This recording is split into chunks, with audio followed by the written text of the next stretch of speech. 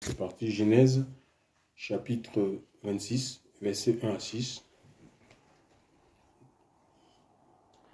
Or, il y eut une famine sur la terre, outre la première famine qui eut lieu du temps d'Abraham, et Isaac s'en alla vers Abimelech, roi des Philistins, à Guérar. Yahweh lui apparut et lui dit, « Ne descends pas en Égypte, demeure sur la terre que je te dirai. Demeure sur cette terre, je serai avec toi et je te bénirai, car je donnerai toute cette terre à toi et à ta postérité, et j'accomplirai le serment que j'ai juré à ton père Abraham. Je multiplierai ta postérité comme les étoiles du ciel, je donnerai toute cette terre à ta postérité, et à toutes les nations de la terre seront bénies en ta postérité.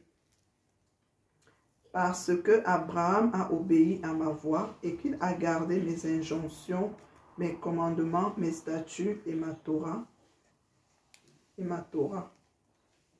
Isaac demeura à Guérar, et quand les hommes... C'est bon, Isaac demeura à Guérar, donc le verset 6. Donc maintenant le verset 12, s'il vous plaît. Donc personne lit le verset 12. Isaac sema dans cette terre-là, et il recueillit cette année-là le centuple, car Yahweh le bénit. Voilà, donc l'écriture ici nous parle d'un temps de famine qui a eu du temps de Isaac, et que cette famine-là aussi, donc avant Isaac, il y a aussi eu il y avait eu la même crise en fait, hein, une crise alimentaire du temps d'Abraham.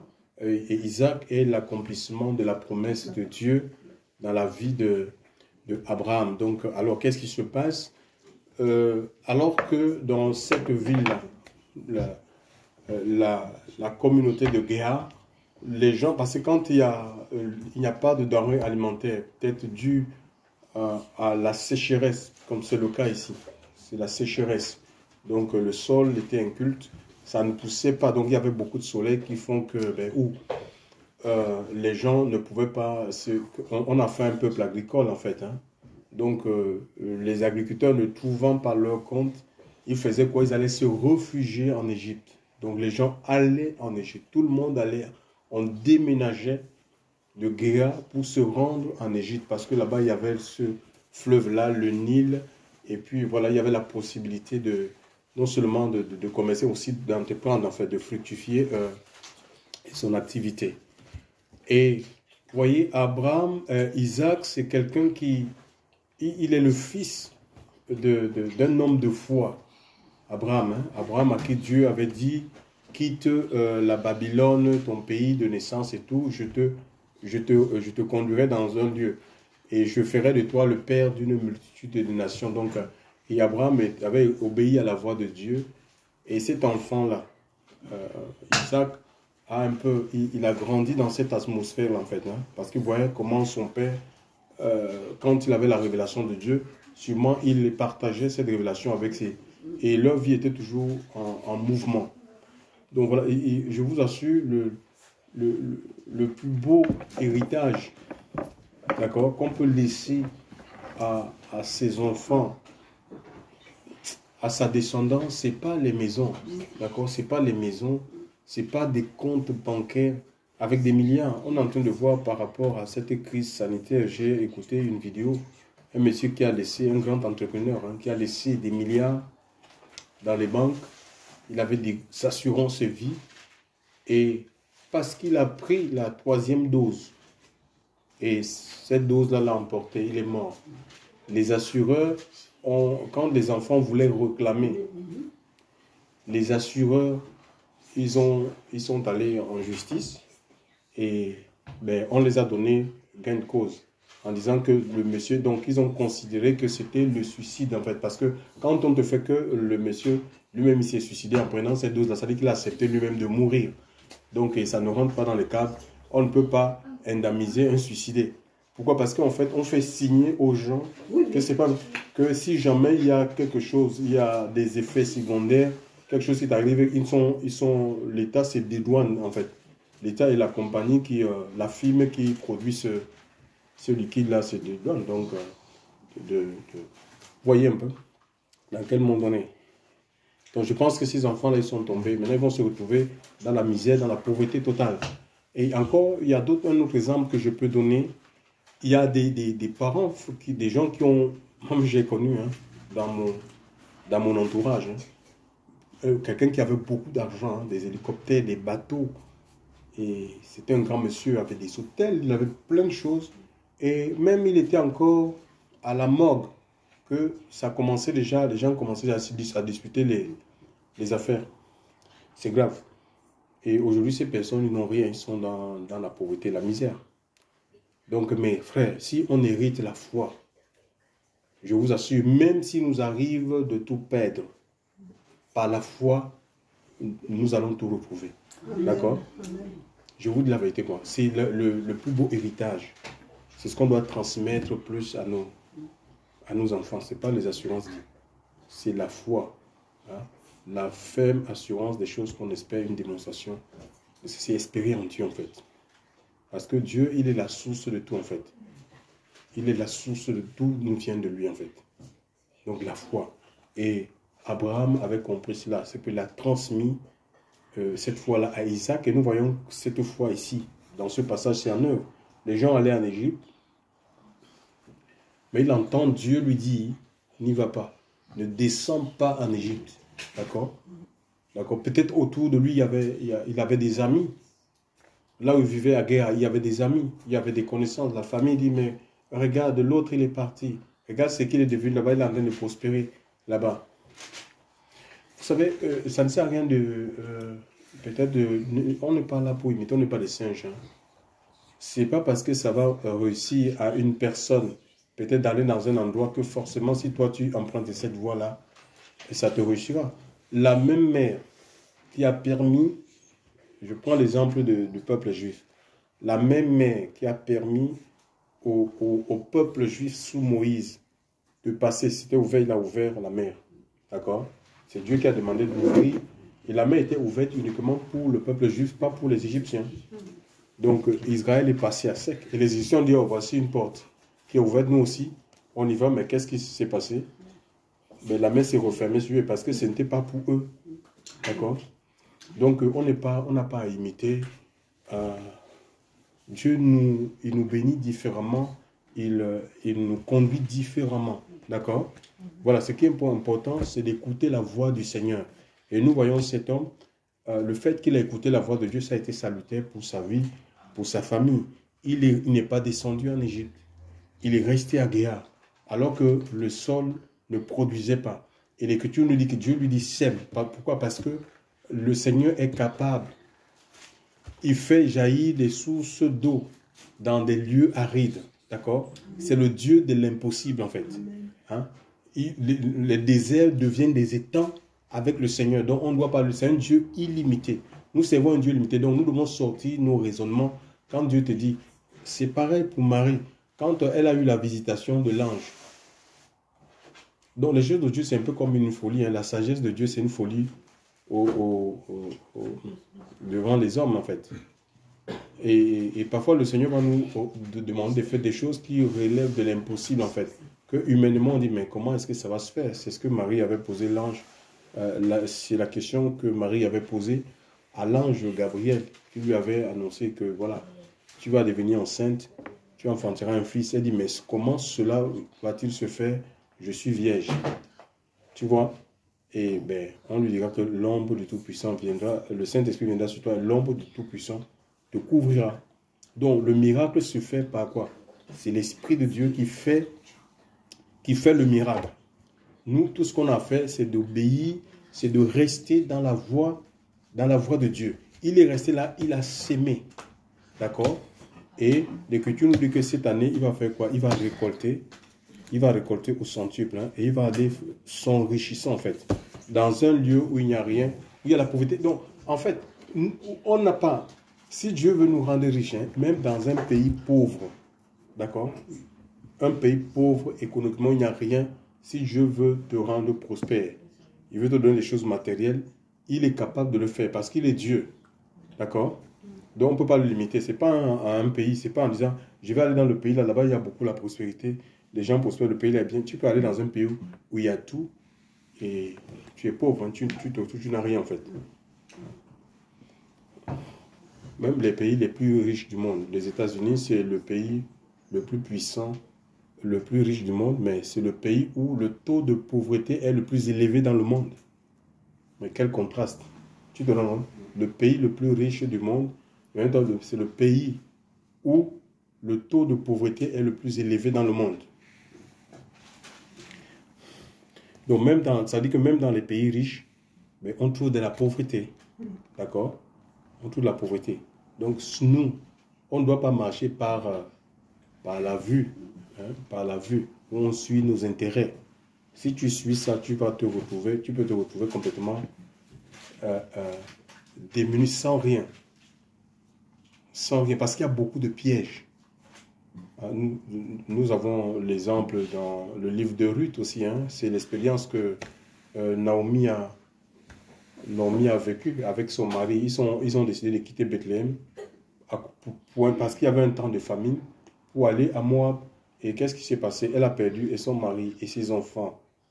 Tu vois, elle s'est retrouvée complètement tout seule. Elle a perdu même la présence de Dieu parce que quand elle est retournée à Jérusalem, entendant que Dieu avait à nouveau visité Bethléem, mais elle était méconnaissable. On disait, c'est Naomi, elle a dit non, appelle-moi Mara. Tu vois. Donc ici, c'est pas lui, il faut être dans la volonté de Dieu en fait. C'est pas lui, c'est pas la foule, c'est pas un problème de foule. Que c'est pas les foules qui vont faire que ta vie soit bénie, hein, que ta vie soit ennoblie. Hein. C'est toi avec le Seigneur, c'est ta relation avec Dieu. Comment est-ce que tu traites la parole de Dieu dans ta vie? C'est comme ça en fait. Quand Dieu te parle, comment est-ce que tu réagis en fait? C'est pas un homme, hein, c'est pas aucun pasteur peut imposer. Mais les gens cherchent les bénédictions à travers les impositions des mains ou les prières des hommes de Dieu. Il faut que tel homme de Dieu, que telle femme de Dieu, quand elle prie, elle débloque les situations. Oui, je crois qu'on peut se soutenir, les uns les autres, mais celui qui a accompli le miracle, c'est le Seigneur. Ce n'est pas un homme. Hein.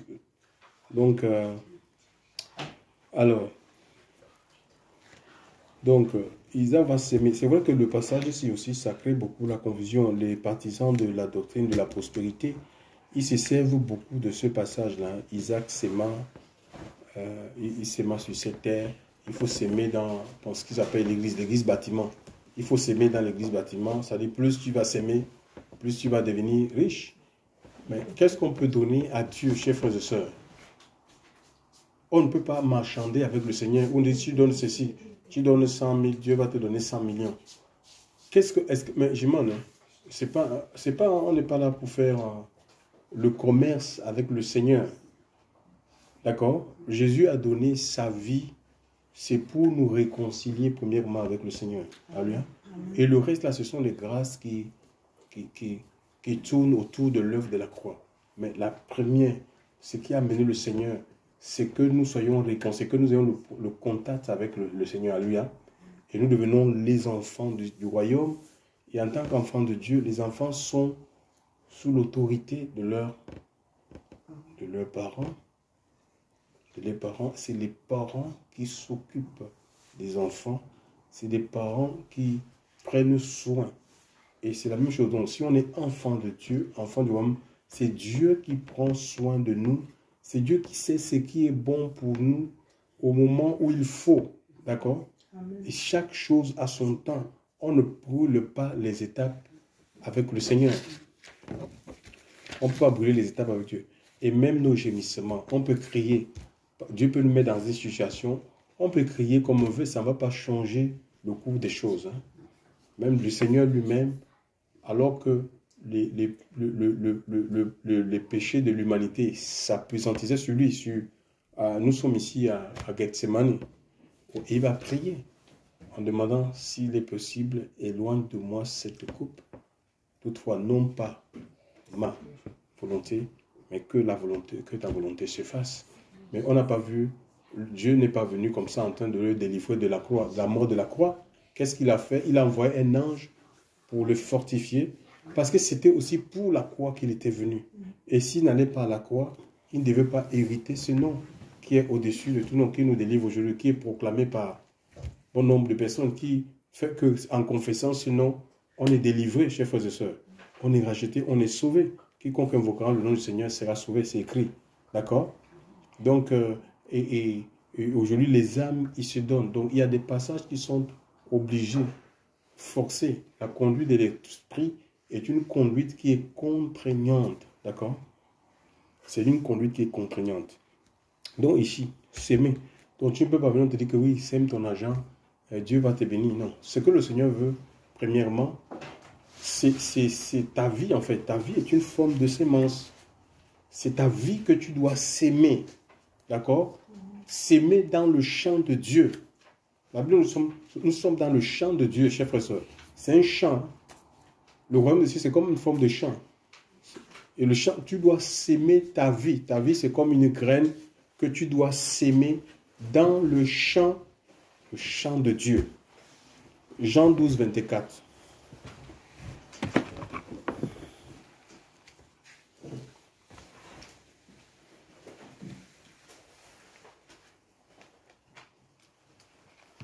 Donc, l'évangile de la facilité, là, où on prêche les gens les facilités, les choses de la chair, les choses qui amusent la galerie, qui font du bien à notre chair, là, ce n'est pas l'évangile du Seigneur. Vous savez, parce que la vie avec Dieu, c'est une vie de grande souffrance. Et parfois, tu peux te retrouver, quand lisez l'histoire de tout le peuple d'Israël et des moments de difficulté, que ce soit au sein du peuple ou de manière individuelle sur des personnes. Je parle de certains. Dieu a toujours manifesté sa gloire, en fait. D'accord?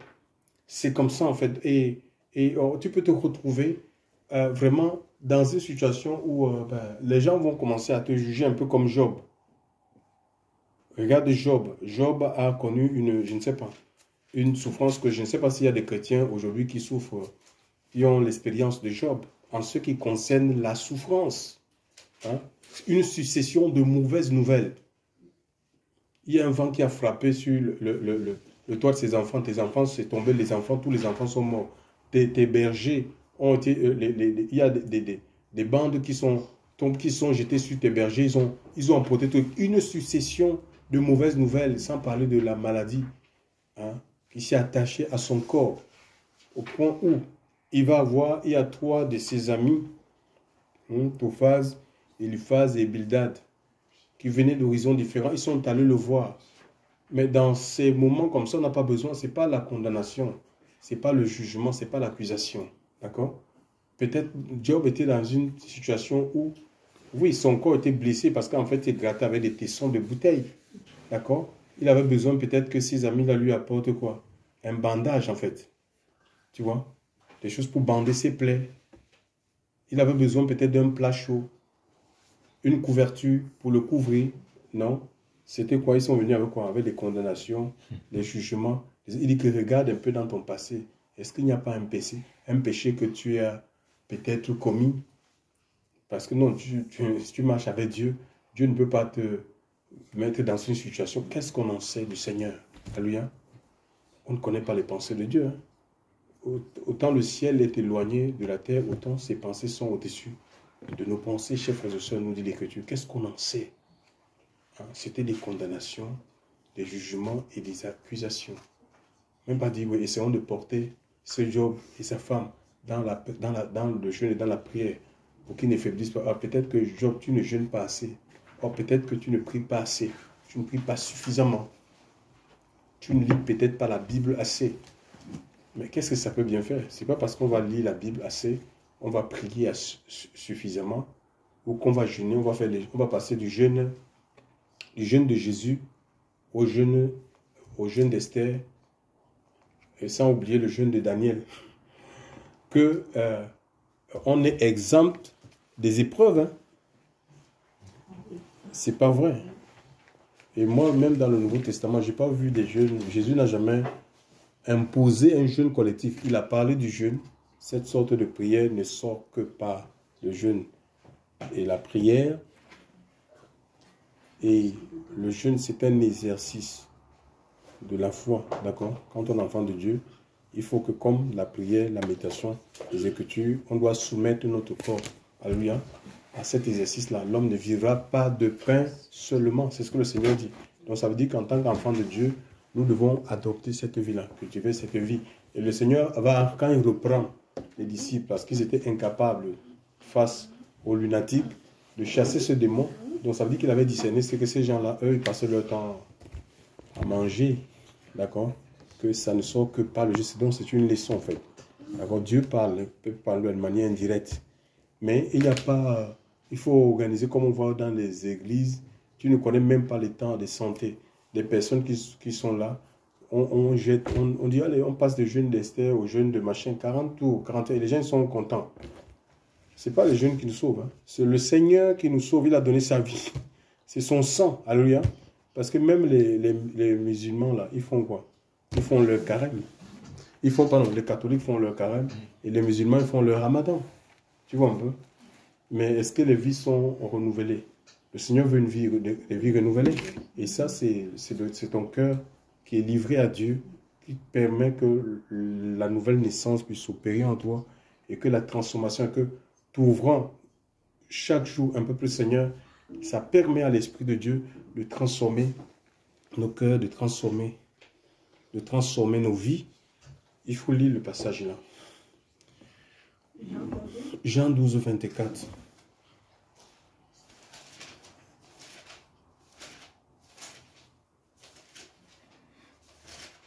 Jean 12, 24. Amen, amen, amen, je vous le dis, si le grain de blé qui est tombé en terre meurt, il reste seul. Mais s'il meurt, il porte beaucoup de fruits. Ah voilà, donc ici, il est dit, si le grain de blé qui est tombé en terre ne meurt, ça dit si le grain là qui tombe en terre là, ça reste vivant, tel qu'il est, il reste seul en fait, d'accord? Mais s'il meurt, il va porter du fruit. On voit, si tu plantes un grain de maïs, et le grain de maïs même, il y a un mystère qui se... Ça ne revient pas à la vie, grain de maïs, c'est une plante, c'est une nouvelle plante. Et c'est ça en fait, d'accord? Et on voit ici, non seulement il demeura là où il y avait la sécheresse, et en même temps, le verset 12, il va s'aimer, d'accord? Il va s'aimer dans cet endroit-là, et on voit la récolte, hein, elle est grande. Et Isaac s'aima dans cette terre, et il recueillit cette année-là au centuple, et cette année-là au centuple, et l'Éternel le bénit, et l'homme grandissait et allait grandissant de plus en plus jusqu'à ce qu'il devienne fort grand. D'accord? Fort grand, dans d'autres versions, il dit fort riche. Fort riche. Fort riche. Donc, il a sémé et il est devenu... Ah oui, parce qu'il y a des gens qui pensent que... non, que la richesse... Dieu est contre la richesse, en fait. Hein. Que quand un enfant de Dieu, tu dis non, ça c'est déjà le diable. Non. C'est pas vrai. Comment on peut dire qu'une personne est riche? Ça veut dire que c'est quelqu'un, soit il investit, c'est par rapport à ses investissements ou ses économies. D'autres aussi pensent que si tu es un enfant de Dieu, tu n'as pas le droit de faire l'économie. Tu dois vivre par la foi, machin, les oiseaux du ciel. Oui, mon ami, par la foi, Dieu peut nous donner des choses. Il ne veut pas qu'on soit attaché aux choses qu'il nous donne. Non pas que le Seigneur contre le fait qu'on ait le matériel, chers frères et sœurs dans le Seigneur. Non, mais c'est le problème que ton cœur doit être attaché à lui. Abraham était riche, il possédait beaucoup de biens, mais il n'était pas possédé par ses biens. Tu vois, c'est quand tu as été possédé par ton argent que c'est un problème. Tu vas même mal servir le Seigneur. Donc, nous avons, et pendant les temps d'abondance, quand Dieu nous accorde un temps d'abondance, ben, il faudrait qu'on mette de côté, parce que les jours se suivent ou se succèdent, mais ne se ressemblent pas. D'accord? Nous voyons avec Joseph en Égypte, qu'est-ce qu'il a fait? Quand Dieu lui avait donné la connaissance de la vision du Pharaon, et il aura la sagesse, le temps de sagesse pour dire, voilà, nous allons connaître pendant cette année d'abondance, puisqu'il y aura 7 années de famine, nous allons mettre de côté pendant le temps d'abondance. C'est comme ça, c'est pas interdit d'économiser, mais il faut être équilibré, parce qu'il y a des gens, parfois, ils économisent aussi au point où ils vivent comme ça, même des besoins, il y a des besoins qui sont des besoins vitaux, en fait. Hein. Que même manger, même tu n'arrives pas à manger, c'est pas de Dieu. Et si tu meurs la nuit, hein, il y a des gens où tu es malade, tu ne peux pas te soigner. Tu es nu. Tu vis comme un paria, comme un clochard, alors que tu as des moyens, c'est pas de Dieu. Tu dois te réjouir avec ce que le Seigneur te donne. Chef frère, tu peux aider, mais en même temps, tu économises parce que il y a des coups durs. Hein. Il y a des coups durs, la vie a des coups durs en fait. Donc avant de penser qu'un tel va me soutenir, il faudrait quand même que toi-même, tu puisses avoir, ayant des possibilités de pouvoir toi-même peut-être remédier à ce mal. D'accord? Voilà. Donc ici, le passage dit que si le grain de blé, il ne tombe en terre et ne meurt, il reste seul. Mais s'il meurt, il va porter du fruit. Donc, pour qu'il y ait du fruit ici, dans la vie, il a fallu que Isaac sème. Mais aujourd'hui, ce n'est pas Isaac, c'est vous et moi en fait. Hein. Et on voit aussi dans la vie du Seigneur, parce qu'il est notre modèle. Jésus a sémé sa vie sur le bord de la croix. Hein. Et de cette mort-là, nous voyons, il y a le pardon des péchés qui est accordé aux hommes, la réconciliation avec Dieu, les vies sont restaurées, les démons, le diable n'a plus de pouvoir sur les croyants, des personnes qui se donnent à lui. Il y a le don de l'esprit qui est déversé sur les croyants avec les dons qui vont avec. Donc, il y a des conséquences. Alléluia. Et c'est pareil, mais si on reste seul, si on reste dans la chair, dans la réalité de nous-mêmes, nous serons prisonniers de nos colères, nous serons prisonniers de nos vices, nos passions. On sera prisonnier, esclave de notre chair. Et un chrétien qui est esclave, il ne connaît pas la liberté. D'accord? Un chrétien qui est esclave, il ne connaît pas, qui est dépendant de la chair, il ne connaît pas la liberté. Et quand il demeura dans le psaume, non, pas le psaume, Jean chapitre 15. Jean chapitre 15. Jean chapitre 15.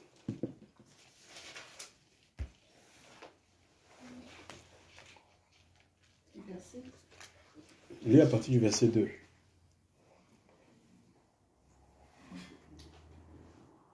Tout sarment en moi ne portant pas du fruit, il le retranche et il monte tout, et il le monte. Oui. Tout porte du fruit afin qu'il porte plus de fruits. Oui, voilà. Là, on dit que les sarments qui ne portent pas, c'est-à-dire des vies qui ne portent pas de fruits, ils sont retranchés en fait. D'accord? Parce que le Seigneur ne peut rien faire avec ces vies-là. Mais si on porte du fruit, on est émondé. Ça veut dire que ce n'est pas suffisant. Ça veut dire qu'il va encore émonder, ça veut dire qu'il va te nettoyer. Il va enlever encore des choses pour que ici, Isaac, il est devenu fort riche en fait. Ça veut dire que Dieu veut augmenter les capacités en fait, les capacités spirituelles en toi en fait. La capacité d'obéir, la paix, la joie, la maîtrise de soi. Il veut augmenter. Ces choses doivent augmenter en fait. D'accord? Parce que le fruit de l'esprit c'est quoi? C'est paix, c'est ce que nous devons porter. Hein. C'est paix, joie. Galates chapitre 5, verset 22. Paix, joie, fidélité, bonté, tout ça. Donc Dieu veut augmenter, il veut que ces choses augmentent. Donc c'est pourquoi il doit encore nous nettoyer, nous sondre. Il va extérioriser par le Saint-Esprit des choses qui ne sont pas, qui ne le glorifient pas en fait, pour qu'on puisse les délaisser. Et c'est comme ça qu'il va prendre de la place, il va s'établir davantage. Dieu veut s'établir davantage dans notre vie. Alléluia. On va de transformation en transformation. Donc c'est comme ça qu'on n'a pas fini d'être transformé en fait. Et ça, jusqu'à ce que le Seigneur va, l'œuvre s'achève que quand Christ est là. Mais tant que nous sommes dans cette chair, d'accord, peu importe notre niveau spirituel, peu importe notre niveau de foi, peu importe les capacités, les atouts que nous avons besoin encore que le Seigneur puisse nous transformer. On doit se laisser transformer. Alléluia. Parce que le Seigneur veut que nous portions davantage du fruit. On est dans un monde qui meurt de faim, de soif, et les gens sont obligés d'aller dans la sorcellerie, dans la magie. Ils sont obligés de se plonger dans les péchés, la pornographie. toutes sortes de mauvaises choses pour assouvir cette faim, cette soif. Parce que, frère, sans Dieu, l'homme est vide. D'accord? Et Dieu nous a placés sur la terre pour nourrir les âmes. D'accord? Les gens, ils ont besoin de paix. Ils ont besoin de joie, ils ont besoin de justice, ils ont besoin de vérité. Mais si on ne porte pas ces choses-là, les gens vont continuer autour de nous à mourir. Ce n'est pas forcément de parler du Seigneur. Hein. Ton témoignage. Ton témoignage peut avoir un impact, ta façon d'être en fait. Hein. Peut avoir un impact sur ton... un impact positif sur ton entourage. Et tu peux continuer la lecture, ma soeur. Verset 3.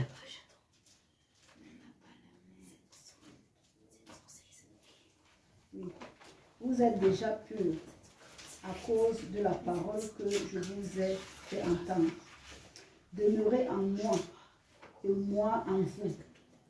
Comme le sarment ne peut de lui-même porter du fruit, à moins qu'il ne demeure dans le sec. Oui, continue, oui. Vous ne le pouvez pas non plus, à moins que vous ne demeuriez en moi. Donc voilà, le secret c'est quoi? C'est rester attaché au Seigneur. C'est pas quelque chose qu'on va essayer par nos propres moyens. C'est en dehors de Christ. Sans le Christ, vous ne pouvez rien. Parce que en fait, c'est le fruit, c'est quoi? C'est du grec karpos. Karpos, ça veut dire c'est un organe qui est créé à partir d'une énergie invisible en fait. Un organe qui est créé à partir d'une énergie invisible. On ne voit pas, ça dit que le Seigneur, si on est attaché au Seigneur, il y a un transfert qui va s'opérer en fait. Donc le Seigneur va, c'est un peu comme les samans, ils vont recevoir la sève du sceptre. Parce que le sceptre, il y a des racines, et Jésus est présenté comme la racine d'Isaïe. Donc nous allons recevoir, parce que la racine, c'est la racine qui va chercher des éléments nutritifs au sol, alléluia, oui, afin pour alimenter la plante. C'est la même chose. Donc, il faut être, si on est attaché au Seigneur, nous recevons de sa vie, nous recevons de sa force, nous recevons tout ce qui est du Seigneur. Alléluia. Voilà, donc, mais il faut rester en lui demeurer. Il est resté dans cet endroit-là. Nous demeurons dans la parole de Dieu. Et le Seigneur, ça permet au Seigneur de faire son œuvre dans nos cœurs. Dans le livre de Matthieu 16, 25, il est dit « Celui qui voudra sauver sa vie ». Donc, il y a des gens qui se sauvaient de guerre parce qu'ils ne trouvaient pas leur compte. Et il y a des gens comme ça, en fait. Le problème, ce n'est pas un endroit, mais tu la perdras. Je vous ai parlé de l'exemple de Naomi, en fait, en voulant quitter un endroit où il y avait la famille, alors que c'est là qu'il devait rester. Il devait juste... Aussi parce que Dieu aussi peut nous éprouver par les aliments. Il nous met dans le chômage pour voir qu'est-ce qu'on va faire. Alléluia, comment est-ce qu'on va réagir. Au lieu de produire la patience. La patience, c'est quoi? C'est le fruit de l'esprit en fait. Le fruit de l'esprit, c'est la patience. La patience dans l'épreuve. C'est supporter une situation peut-être qui est inconfortable. Alléluia. Parce que s'il n'y a pas comment on saura que il y a j'ai de la patience. On ne peut pas le savoir. Donc, il y a des choses que Dieu permet comme ça dans nos vies pour extérioriser ce que nous sommes, qu'on se rende compte de nous-mêmes, en fait. D'accord? Voilà. Et la Bible nous dit dans le livre de Galates, chapitre 5, 24, que ceux qui sont en Christ ont crucifié la chair, ses passions, avec ses désirs, d'accord? Ceux qui sont en Christ ont crucifié la chair, ses passions, avec ses désirs. Donc, c'est la chair, ses passions, ses désirs qui font la guerre à notre âme, d'accord? Et qui nous empêchent de porter du fruit. Mais maintenant, tu ne peux pas être un chrétien qui passe son temps à se justifier. On te reprend, essaie de poser la bonne question, mais pourquoi on me reprend 1, 2, 3 personnes ne reprennent la même chose? Tu ne vas pas avoir raison sur 2, 3 personnes. Non, ce n'est pas possible. Tu vois? Donc, juste repositionner. Et on ne peut pas non plus changer par nous, il faut aller au Seigneur. Alléluia. Dis que voilà, je suis comme ça, j'ai tel. Et change-moi, Seigneur. Et le Seigneur va le faire. Hein. Donc Dieu va le faire. Et on est sémé. Par exemple, je vous ai dit, quand on est sémé, ce qui est sémé graine ne revient pas à la vieille graine. C'est une nouvelle plante. Alléluia. Et 1 Corinthiens 15, 44 dit, ce qui est sémé corps animal ressuscite corps spirituel. D'accord? Ce qui est sémé corps animal ou charnel ressuscite corps spirituel. Ce qui est sémé terrestre ressuscite céleste. D'accord? Ce qui est sémé corps d'humiliation ressuscite corps de gloire. D'accord? Ou corps d'élévation. En fait, Dieu nous élève. En fait, ça ne peut pas être la même chose. D'accord? Donc, il y a une transformation. En Christ, on devient une nouvelle création et laissons le Seigneur continuer à achever, qu'il parachève ce qu'il a commencé dans nos cœurs, dans nos vies, chers frères dans le Seigneur. C'est Dieu qui fait, c'est pas nous. On ne peut rien faire, c'est Dieu qui fait. Donc, on doit accepter sa parole. Vous savez, on doit accepter ça, c'est ça. Mais si on veut rester dans notre propre univers, c'est compliqué en fait. Hein. C'est compliqué. Je vais vous lire un passage. Hein. Dans le livre de la Genèse 24, c'est facile de savoir qu'on est cher. Hein. C'est facile. Regarde Genèse 24, le verset 64. Et Rebecca leva ses yeux et vit Isaac. Et elle descendit de dessus le chameau. Donc il sortait de... Elle était amenée de sa famille pour aller rejoindre c'est son mari, là, son futur mari, Isaac. Donc, elle avait dit au serviteur, qui est cet homme qui marche dans les champs à notre rencontre? Et le serviteur dit, c'est mon Seigneur. Et elle prit son voile et se couvrit. D'accord? Elle dit, c'est mon Seigneur. Elle prit son voile et se couvrit. C'est-à-dire, quand quelqu'un se couvre, c'est pour ne plus être, c'est pour se cacher. D'accord? Quand on se couvre, c'est pour se cacher devant qui? Devant le Seigneur. Mais regardez un peu. Nous, on dit qu'on est spirituel, mais regardez déjà les statuts de la plupart des enfants de Dieu. Vous voyez, c'est eux-mêmes. Ils montrent leur image. Quand ils sont maquillés, tu achètes une nouvelle chaussure. Que ce soit à Facebook. C'est des constats. Hein. À Facebook, tu vas acheter un nouveau sac. Tu vas exposer. Même des chrétiens. Les païens, ça peut se comprendre. Qu'est-ce qu'on expose dans les médias sociaux? Au lieu d'exposer la parole de Dieu, un verset des Écritures qui peut éclairer une personne, une prédication, c'est la plupart du temps observé. Vous avez des statuts des frères et sœurs dans le Seigneur. Vous pouvez savoir que mais ici, cette vie est encore animée par la chair. Tu peux savoir. La personne c'est la personne, c'est son image, c'est ce qu'il est en train de manger, c'est ce qu'il a acheté, il est dans les magasins. Mais ça, c'est charnel, ça. Tu sens qu'ici, il y a beaucoup de chair. Ce n'est pas que la personne n'est pas enfant de Dieu, hein, mais que la chair domine. Hein, d'accord? Et on se voile, en fait. Quand on est enfant de Dieu, ayant l'Esprit de Dieu qui gagne notre vie, plus l'Esprit de Dieu gagne notre vie, on a envie on s'efface pour que le Seigneur lui apparaisse, en fait. On ne nous voit plus, c'est Christ qu'on voit. Alléluia. Et c'est pourquoi l'apôtre Paul pouvait dire, ben, il faut que je diminue et qu'il croit, ce n'est pas l'apôtre Paul, Jean le baptiseur, oui. Parce que les gens disent, mais comment? Celui que tu as baptisé là, il baptise plus de gens que toi. Hein? Vous voulez l'emmener dans une forme de concurrence avec le Seigneur. Mais est-ce que c'est la compétition? Hein? Il baptise plus de gens que toi, c'est pas normal. C'est toi qui l'as baptisé. Il dit non, il faut que je diminue et que lui croisse. Donc c'est comme ça en fait. Et Pierre et l'apôtre Paul veulent dire, si je vis, ce n'est plus moi qui vis, c'est Christ qui vit en moi. Donc c'est Christ qu'on voyait à travers Paul, ses actions, sa façon d'être, tu vois un peu. Donc voilà, et c'est ce que nous devons arriver à c'est pas évident. Donc il ne faut pas qu'on donne la primauté à la chair, d'accord? C'est un combat, hein. Donc il ne faut pas qu'on donne la primauté à la chair.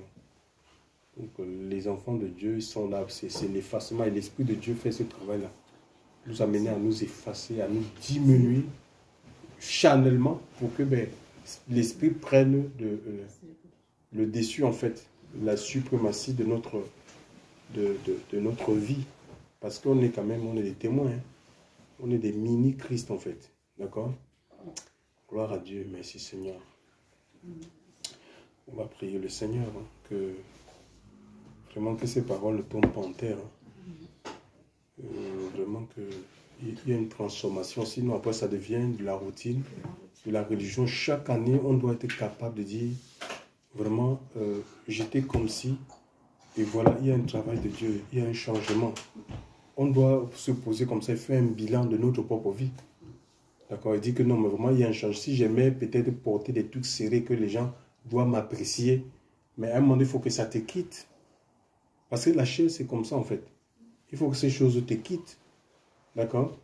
Ou je vais m'exposer dans les médias, faire la belle, quand je me pomponne un peu comme ça, il faut que je mette ça sur le statut pour que tout le monde voit, les gens apprécient les selfies. Mais il faut que qu'est-ce que ça peut bien m'apporter? Je dois exposer, c'est la parole de Dieu que je dois exposer. C'est pas autre chose, c'est pas ma chair. Hein. C'est dur, hein, c'est un combat. C'est un combat. Le tout, c'est pas de réciter la parole de Dieu où je suis tel conférencier, machin. C'est pas ça en fait. Mais où on suit avec ma relation avec Dieu. Est-ce que je grandis spirituellement?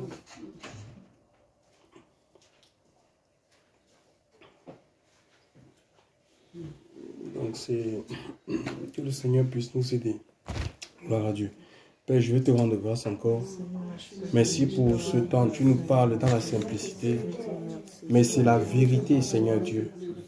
Mon Dieu, mon Père, tu nous appelles à une vie de transformation, une vie de changement. Nous voulons, mon Dieu, mon roi,